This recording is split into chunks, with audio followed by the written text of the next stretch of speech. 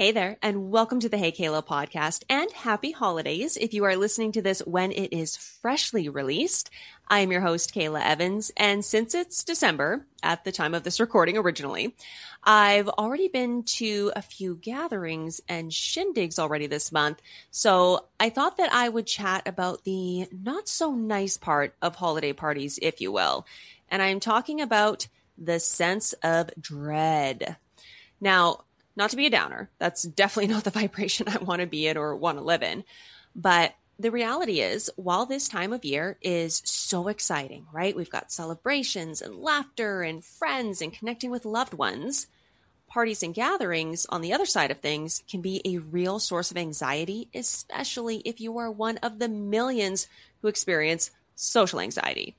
And I did go to the Googles for that. So if you are somebody who gets anxious or nervous at the thought of having to go and socialize, even at a family gathering or a workplace holiday gathering, you are not alone. And I know that's such a cliche thing to say. You are not alone, but it's 100% the truth, right? Like, you're not alone. And to add to that, like, social anxiety any time of the year is stressful, but during the holidays, it can make you feel like you're missing out. Right? There's that joy, the festivities that others seem to effortlessly enjoy. Like, you feel like you're missing out, like maybe you're not making the most of the holidays. So that's where I come in. Because even though I go to a lot of events and I do speak for a living and I coach others on confidence and public speaking, I still found myself in my car outside of a venue last night, listening to a series of my favorite songs and doing some breathing exercises before I headed in. Like, this was intense. This was a fabulous venue. It was a huge shindig. I felt a little bit out of place. So I was in the car and I was listening to, I'm a big fan of having like playlists to pump yourself up. I was listening to Florence and the Machine, Shake It Off. And that is like my big song. Like, if you see me and I'm listening to Florence Welch, you know I'm going through it. Like, I am trying to pump myself up or calm myself down before I go into things. So even those of us who are usually very comfortable with speaking, it can still be a little bit daunting in certain situations. So I figured I'm just going to share 4 strategies that I think will really help you navigate this social season with confidence. And these are things that I think will help you. I know they're going to help you, beat that nervousness, be yourself, relax, and most importantly, have fun, right? So that you're not like yearning for that warm cup of cocoa and snuggling up in your favorite blanket too much. You can enjoy yourself while you're there and then go home to the blanket and cocoa. So before I get into these tips, just a reminder that I did create a free downloadable cheat sheet of holiday conversation starters, the Festive edition, which includes a pretty substantial long list of conversation starters, when you would use them, where you would use them, and then I've even included some follow-up questions and comments. I'm pretty proud of this thing. It's completely free, and that link is in the show notes. And if you've been part of my world for a while, you know that I always do this around Thanksgiving as well. I've done it for I think three years so far. So maybe my 4th year. So I'm going to be listing the fall version in the show notes, along with a podcast episode that goes along with it. And then another podcast episode I did on overcoming social anxiety. So with that, let's get back to these tips, or let's get to these tips, I should say. Number 1, and I already mentioned it, mindful breathing, which is basically just paying attention to your breathing. And this is going to help you calm your mind and reduce your anxiety. Because when you're anxious, your breathing tends to become really shallow and rapid, which only then intensifies those feelings of panic. Like, it makes it feel so much worse. But by consciously slowing and then deepening your breath, you can signal your brain to relax, which helps to diminish your anxiety levels completely. So I'm talking about belly breathing. So imagine there's a balloon in your stomach and you're filling it up with air. I always place my hands on my stomach and feel my hands rise with a deep breath, and then breathe out all the air you possibly can. And even if you just do like as few as 3 of these really deep breaths, it's really going to help you. So before entering a social gathering, just take a moment to breathe mindfully. You can find a quiet corner, coat check, a bathroom before you go in, or step outside if you need to.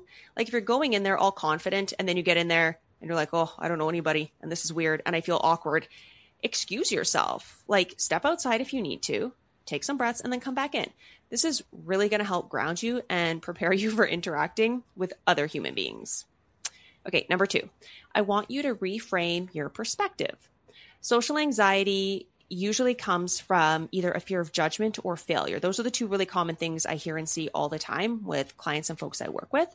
So reframing involves just like swapping the way that you think, aka worry, about these social situations. So instead of viewing them as like these nerve-wracking experiences, I want you to see them as opportunities for growth, either your own personal growth, because that's what networking and connection is, or see them as opportunities for connection. And 2 of my ways to actually tangibly do this is the first one, whenever a negative thought pops into your head, I want you to challenge it and just ask yourself, is this even true? Or is this just my nervousness speaking, right? Is this just my nerves getting to me? Is it true? Or is it just my anxiety speaking? And then the second thing is to actually shift your focus away from yourself and your fears and instead put that focus on others, right? I want you to become genuinely interested in them. Ask open-ended questions and listen actively. This not only is going to ease your anxiety, but it's going to make you a really delightful conversationalist. And folks love talking about themselves. And again, I do have that free downloadable list of the holiday conversation starters, the festive edition. It's linked in the show notes. It's got a ton of ideas and it's got follow-up question ideas, because so often I see, you can go and Google a list of conversation starters. Okay, great. What do? Just like rapid fire through your list of 10 things at people? No. Conversation is an art, and this free downloadable cheat sheet checklist is really going to help you out. So that's number 2. Number 3, now this is for my really big worriers, and that is small exposure. I want you to take small steps to crush your really big fears. So that means start small with really low pressure social interactions. So if you're going to order food, instead of ordering through an app, actually use your phone to call somewhere and place an order and then go pick it up. Like talk to someone on the phone. From there, you can have like a brief chat with your neighbor or the barista at the coffee shop, the cashier at the grocery store, right? We're getting a little bit bigger. Then start by going to a smaller gathering before moving on to a bigger one, right? So we're taking small steps there. That's gentle exposure. You're still putting yourself out there, but you're not like throwing yourself into a ballroom of like 700 people. That could just lead to mass panic. So again, this is for my really big worriers. I want you to do that small, gentle exposure. And then, and this is just as important, I also want you to acknowledge and then celebrate each step forward, no matter how small it is. Because this positive reinforcement, it's going to encourage you to keep going. And you know me, I'm big on celebrating every single step, big, small. I want you to be proud of yourself. And then number 4, again, if you're part of my world, in my universe, this is really going to come as no surprise. Be yourself. Seriously, like there's no one better to be than you. Like it's you. And there actually is a really great reason why. I mean, other than the fact that you are absolutely adorable and freaking awesome just as you are. But another really big reason is when you're trying to be someone you're not, you're faking it. So it can actually heighten anxiety and make social interactions even more draining because you're essentially lying to people, pretending to be someone you're not. And that's exhausting. That's draining. I am so not a fan of fake it till you make it. I do not promote that. That's going to be controversial, I'm sure, to some people. I don't believe in faking it till you make it. No, I do believe in envisioning a more confident version of yourself and stepping into that version. And that's a podcast episode maybe to come in the new year. But I don't think you should fake anything because when you're fake, it's disingenuous. Disingenuous? Is that my word? And then people will sense that from a mile away. And you just can't get away with being fake these days. Like you shouldn't have to put yourself through that. And you shouldn't have to put others through that, right? Whereas if you're just you, conversations are going to be way more natural and you're going to enjoy the experience a whole heck of a lot more. Even if you're you and you're awkward and shy, that's endearing. When you're you, no matter how you're showing up, as long as you're genuinely being you, that's endearing to other people and they're going to appreciate it way, way more than if you walk in there pretending to be something you're not. So not a fan of fake it till you make it. I'm a big fan of own your inner magic, illuminate your inner magic, and just be yourself. Again, there's really no one better to be than you. And I think I'm actually going to throw a bonus tip in here too, because it is the holidays and that is a time of giving. And while we're talking about being yourself, I think that can also mean that you can switch up the way you do gatherings. And let me explain this one for you. If you are more introverted and a homebody, like me, why not host a game night in your own place with a few of your favorite people, right? Like, who says you have to go out to these massive parties with 200 people? Or you can attend gatherings that align with your interests, right? If you love theater, consider inviting folks out to see the Nutcracker. I saw that on bus the other day. Like, I totally want to go. Or invite a group of folks and go skating at the Forks. This way, you're in a situation that you're comfortable with people you're comfortable with, and you're more likely to meet like-minded people and have genuine conversations with the other people who are there without the soul-crushing anxiety, right? Like, why not? Why not start reframing the way that you actually celebrate the holidays if you want? There's no hard, fast rules here. But that being said, if you do find yourself having to attend a larger gathering and you're sweating it, just make sure you grab my free download. Like, it's a big list of conversation starters. I've got the situations that you would use them in, some tips on when and how to use them. And then again, those follow-up questions and comments, I have got you covered. That thing's extensive. And I don't want to scare you with that. It's easily digestible, but it's extensive.